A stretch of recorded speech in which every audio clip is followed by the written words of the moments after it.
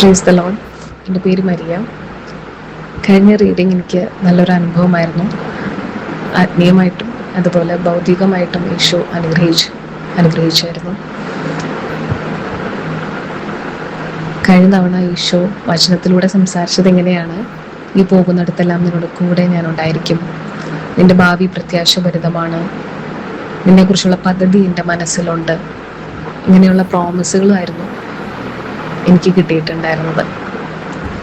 പക്ഷേ ആ സമയത്ത് ഞാൻ ജോബിന് വേണ്ടി അപ്ലൈ ചെയ്തിട്ടുണ്ടായിരുന്നു ഒരു സ്കൂളിൽ, ഒരു CBSE സ്കൂളിൽ. പക്ഷേ ആ സ്കൂളിൽ വേക്കൻസി ആ വർഷം ഉണ്ടായിരുന്നില്ല. അപ്പം ഞാൻ അടുത്ത വർഷം ആണ് ഇനി ഓപ്ഷനുള്ളൂ അല്ലെങ്കിൽ വേക്കൻസി ഉള്ളൂ എന്ന് അവർ പറഞ്ഞായിരുന്നു. സോ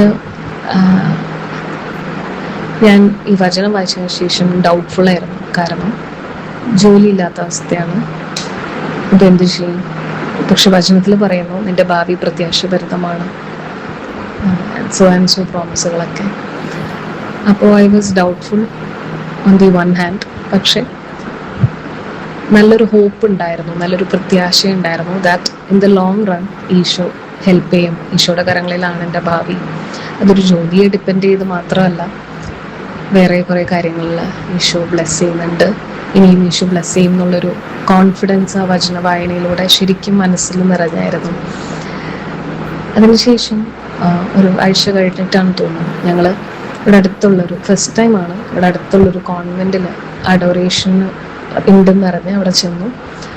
ആ ദിവസം തന്നെ അഡോറേഷന് ശേഷം ഉച്ചയ്ക്ക് എനിക്കൊരു കോൾ വന്നു.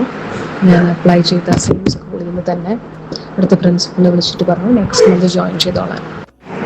ഇവിടെ ജോലി ലഭിക്കുക എന്നതിനേലും ഉപരിയായിട്ട് വചനത്തിൻ്റെയും ആരാധനയുടെയും ഒരു ശക്തി മനസ്സിലാക്കി തന്നത് കഴിഞ്ഞ ബൈബിൾ റീഡിങ്ങിലൂടെയാണ്.